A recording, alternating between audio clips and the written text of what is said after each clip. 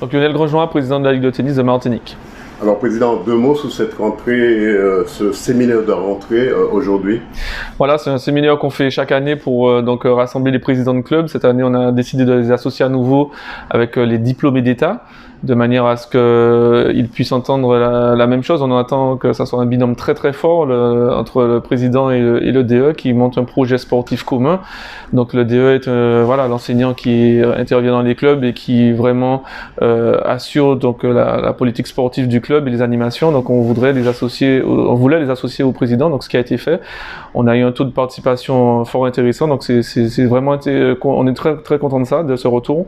Et donc du coup aujourd'hui c'était encore une fois un point de rentrée, donc avec les informations importantes de la rentrée qui découlent de la politique fédérale, mais aussi de notre programme personnel martiniquais, j'ai envie de dire, sur notre ce qu'on appelle le PRD, le plan régional de développement, ce qu'on a notre vision du tennis.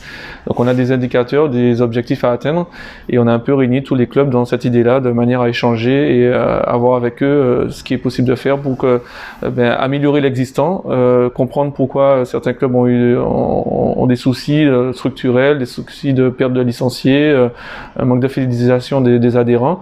Et donc aujourd'hui, on a un peu parlé de ces problématiques-là diverses et variées.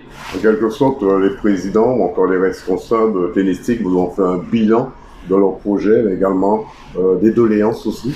Voilà, tout à fait. Alors, il faut savoir que le bilan, en gros, il est fait de manière générale chaque année, puisqu'ils ont aussi des AG à maintenir. Mais c'est vrai que en visuel, c'est bien. En plus, je n'ai pas parlé, mais après le Covid, c'était intéressant de revoir tout le monde, en visuel, dans notre structure aussi de ligue. Donc, c'était fort intéressant d'échanger à nouveau, concrètement, que tout le monde entende le même discours en vrai.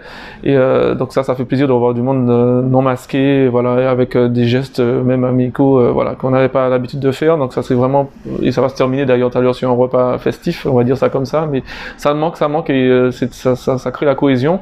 Donc aujourd'hui on a tenu à le faire et à aussi maintenir un petit tournoi qu'on a inventé, puisqu'on a créé 2 groupes aujourd'hui, et le groupe qui n'était pas dans la partie théorique, je veux dire avec les échanges, était sur le terrain de manière aussi encore renforcer ce binôme président DE.